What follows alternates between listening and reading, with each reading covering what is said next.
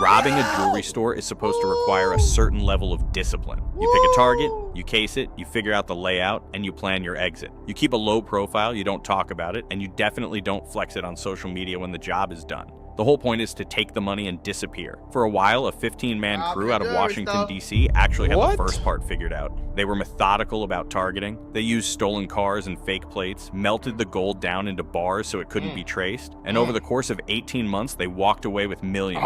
This Taliban glizzy? It was all cool, but they had absolutely no control over the second part of the equation. They couldn't keep their mouths shut.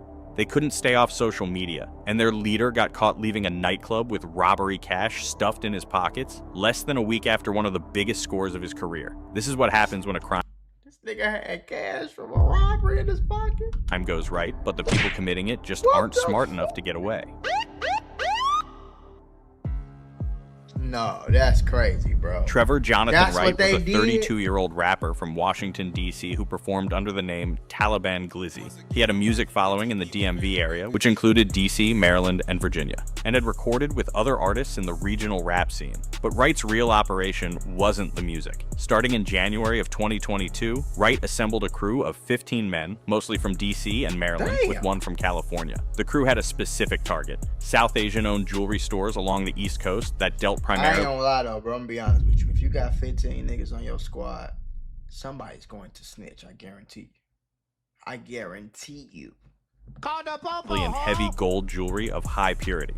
The reason they focused on South Asian stores specifically was actually a tactic. These stores typically carried large quantities of 22 karat and 24 karat gold, the kind that could be melted down and sold by weight without any serial numbers or identifying marks. You hit the store, grab the gold, take it to Miami, melt it into bars, and sell the bars for cash. It was an easy system, and for a while, it worked. The crew's method was the same every time. They would research a target store in advance, driving by and casing the layout. They noted where the cases were, where the exits were, and how many employees worked the floor. They would then carjack vehicles to use as getaway cars, or steal license plates to put on their own cars so they couldn't be tracked. On the day of a robbery, they'd drive out from DC to the target, usually in 2 or more vehicles. 1 or 2 members would stay in the cars acting as getaway drivers. The rest, wearing dark clothing, gloves, and masks, would move in together. One person carried a sledgehammer. They'd use it to shatter the front door or the display cases, and everyone moved fast. Armed members kept the employees and any customers at gunpoint, while the others swept through the cases, shoveling gold jewelry into bags as quickly as they could. Then they were back in the cars. They was in GTA RP. FBI, open up! They thought they was in a movie, bro. Why y'all niggas can't just make a YouTube channel? Weirdo. Nigga, y'all tripping. And gone. The whole thing usually took a few minutes. The first robbery was on January 7th, 2022 at Yassini Jewelers in Falls Church, Virginia. The crew hit it cleanly and walked out with between $300,000 and $400,000 in gold. That was some serious cash for a few minutes of heavy work. From there, they picked up pace. On June 10th, they hit Varani Jewelers in Iceland, New Jersey, and took $1.2 million in gold. On September... And y'all scoring that big and y'all steady robbing them? No! No! No! That's not what you... Come on, bro. Y'all niggas... I'm convinced y'all is just short yellow bus kids, fool. Y'all always ask me to show y'all exactly how to get rich on YouTube, so I made a full-blown course. It's not complete yet, but you can order it right now. There's 5 hours of content in it right now. It'll be like 12 or 15-hour full course once it's done. It'll be done by April 1st, all right? So click the link in the description. Get your course and start learning how to really get rich on YouTube. I'm not just no one-hit wonder type guy. No, I have more than 40 channels that make me hundreds of thousands of dollars all together every single month. Like, I'm checking straight bags off of this, just sitting in my crib, recording, making videos. So if you want to learn exactly how I do it, I'm showing you how to clip farm, how to edit, how to upload, how to make thumbnails, how to develop your character, how to make shorts, how to make clips, right? I'm giving you every piece of every single type of strategy that you will ever need to get rich on YouTube. So click that link. It's not a super cheap course, but it ain't expensive. It's only $150. And if you use the code MAGMULA, you could get 20% off of that $150. So go get you some money. I don't need no more October convincing. 20th, they hit Sonia Jewelers and Boutique in Springfield, Virginia. On October 25th, they hit Paradise Jewelry in Paterson, New Jersey, and made out with $1.93 million Bro, he talking about like at least $3-4 million. in gold, the biggest single score of the whole run. A week later, November 10th, they hit Barrel Jewelers and Gift Center in Harrisburg, Pennsylvania, making another $1 million. 1 week after that, November 27th, they hit Sarah Emporium Jewelry in Jersey City, New Jersey, and made out with $100,000. Then on December 6th, they hit Kashek Jewelers in Jacksonville, Florida. Bro, what the fuck? Running with They did this many robberies? Jewelry? Bro. $700,000. Then 2 weeks later, on December 22nd, they robbed Chintamani's Inc. in Franklin Park, New Jersey, getting $400,000. That's over $5.5 million in gold. Barely. Stop it. Get some help. Damn. Weirdo. $5 million. Let's just do the math on that. He said it was a crew of about 15 people, but it's not 15 people on every job. But let's just say 5.5 million. Okay, divide that by 15. That's $366,000. So everybody got a total of about $400,000 in less than a year. What the fuck was y'all spending the money on? And y'all went and bought watches in Balenciaga? Stupid. Man, y'all niggas could have easily did 3. I'm just saying, listen, gang. I do not support doing crime at all because it could be your first time and your dumb ass can get caught and do 30 years in jail for that shit and don't even get no money to spend. So the shit's stupid at the end of the day. You know what I'm saying? But if I'm a logical person and I'm out here robbing jewelry stores and I'm getting away with it 2, 3, 4 times, so much to the point where one time I get $1 million worth of this shit, nigga, I'm gone. And they still ain't caught us. It's over with. We done, Joe. Let's go buy some shit, invest in some shit, and we finna, you feel me? Like, this is stupid. Across 8 stores in less than a year, and they were still going. But while the robberies were going well, the crew was doing everything wrong on the back end. Within a week of the Barral Jewelers robbery in Harrisburg, where they'd taken $1 million in gold, a crew member posted a photo on Instagram of Robert Sheffield, one of the robbers who went by the street name Darrell Lifa, fanning a stack of cash. Then, on November 30th, the same account posted an Instagram story of Sheffield at a Prince George's County mall buying a Rolex watch with cash. In the video, Sheffield counts out stacks of cash on camera. The Rolex was appraised at $11,500. He bought it 6 days after the Harrisburg robbery. 6 days the FBI later, was already watching. 6 days later, this motherfucker in a jewelry store buying Rolex watches. FBI, open up! If I'm sitting here thinking like, okay, let's put my mind in the head of a jewelry store robber. I'm gonna wait at least 6 months to start spending the money. I'm not gonna spend the money a week later. No, we gonna sit on this money and we gonna sell it slow. We gonna sell it to the gold. We gonna sell this gold real slow. You know what I'm saying? Every month. In 6 months, we gonna start selling it real slow. Every month. Everywhere we go, it's gonna be a different place, a different state, a different side of town, different disguise. We ain't gonna get caught selling this shit either. Y'all niggas is slow. Y'all went and robbed, got $1 million from a jewelry heist with guns and switches, and then went y'all ass to the Rolex store? Come on. And then you spent $11,000 on the Rolex. Let me give y'all dumb ass niggas some game. When you spend over $10,000 at any establishment, they have to report that transaction directly to the IRS. So you spending $11,000 and they report that you are the person who spent this $11,000. And they report that to the IRS, and then the IRS looks and say, this nigga ain't got no job. Let's do some research. This nigga ain't got no business, no YouTube, this bank account. He ain't got no money, no direct deposits coming in. Where the hell he getting all this money from?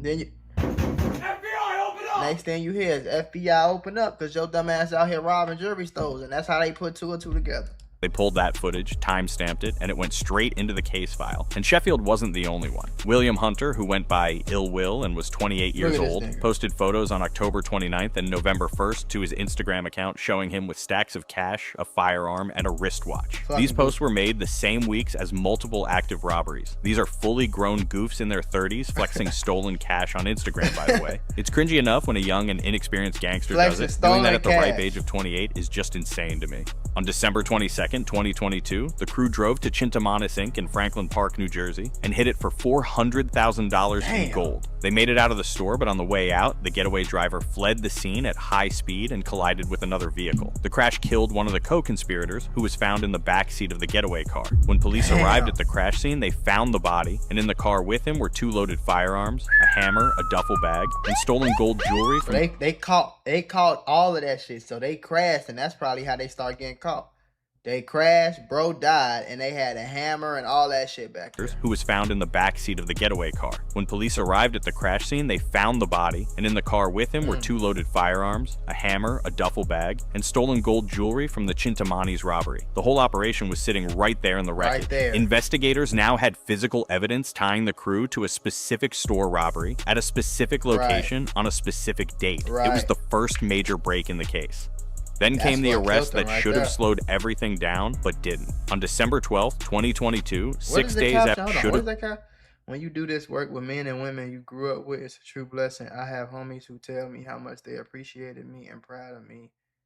They are blessed. We hope to bring this work throughout the entire DC, watching lives change and transform. Slowed everything down, but didn't. On December 12th, 2022, 6 days after the Jacksonville robbery, Trevor Wright was walking out of the St. Eve nightclub in DC with his entourage. He got into a Cadillac Escalade, and police stopped the vehicle on an outstanding warrant. When they searched it, they found over $17,300 in cash on Wright directly, which investigators would later link to proceeds from the Kishek Jewelers. What?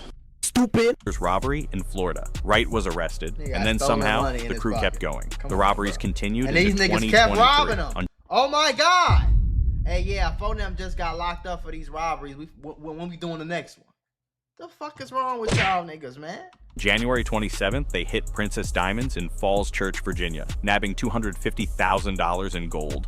What? On April 28th, the crew went back to Yassini Jewelers in Falls. They went back to the same jewelry store, y'all. Oh my God. Church, which they'd already robbed in January 2022, and tried to hit it again. This time the store owner had a gun. He retrieved it and fired 1 shot. I could have told you that. The crew went back to nabbing $250,000 in gold. Hold on. On April 28th, the crew went back to April 28th. Yassini Jewelers in Falls Church, which they'd already robbed in January 2022, and tried to hit it again. This time the store owner had a gun. He retrieved it and fired 1 shot. Sheffield fired 2 shots back at the owner before the crew ran out empty-handed and got back in the cars. On August 4th, they nabbed another 150 bands at Jolie Jewelry in DC. That was their last heist.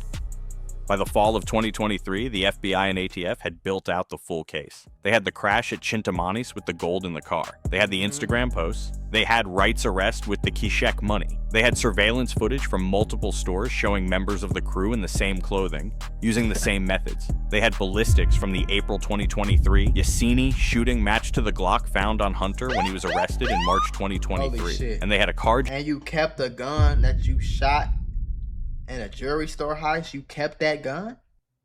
Like, this is just fucking stupid, bro. I don't know what else to call it. Jacking on September 11th, 2022 in Maryland, in which Hunter and co-conspirators took a vehicle at gunpoint that they later used in a robbery 9 days later. On August 30th, 2023, federal agents swept in across DC and arrested 8 members of the crew. The rest had already been picked up on related charges. A 19-count superseding indictment was unsealed, charging all 16 defendants with conspiracy to commit Hobbs Act robbery, armed robbery, use of a firearm in a violent crime, carjacking, and money laundering. During the arrests and residential searches, agents recovered several no cap, and that's money laundering too. Firearms and approximately $300,000 in cash from a safe in one of the residences. The cases came to an end over the following 2 years. William Hunter, known as Ill Will, pleaded guilty and was sentenced in December 2024 to 228 months or 19 years in federal prison.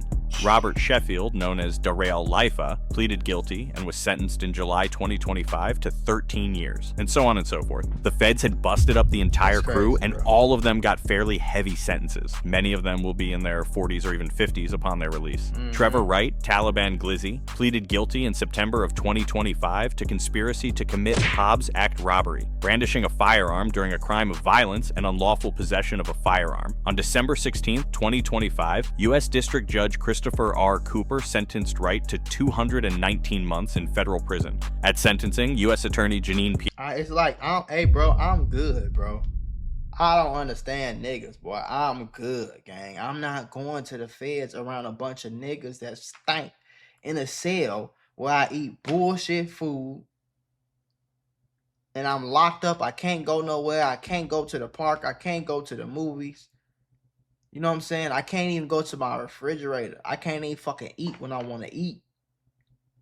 I can't go to my backyard. I can't play with my dogs. I can't go to my front yard. I can't drive no car.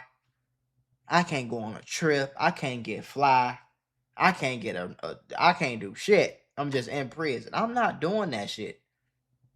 I'm just not doing it. What them niggas get? Maybe $400,000, $500,000, $600,000 out of it, and they spent all this shit on Balenciaga, Gucci, and Kenzo. Hero addressed the Rolex directly. They smashed glass display cases and shoveled the gold into laundry bags. After one armed robbery of nearly $2 million, Wright spent proceeds to purchase a Rolex. He sure won't need a luxury watch to measure the more than 18 years he'll now spend in prison. The robbery at Paradise Jewelry that he spent the Rolex money on, the one that netted the crew $1.93 million, was the biggest score of the whole run. And then they kept going and got caught. Sure, the gold had been melted, but you can't melt Instagram posts. And more importantly, dumb ass niggas on Instagram showing money, and y'all know y'all robbed a fucking jewelry store, bro. That is a federal case, and y'all going state to state with it. Can't melt stupidity. If you watch to the end of this video, be sure to give it. I don't understand that shit, boy. Listen, boy.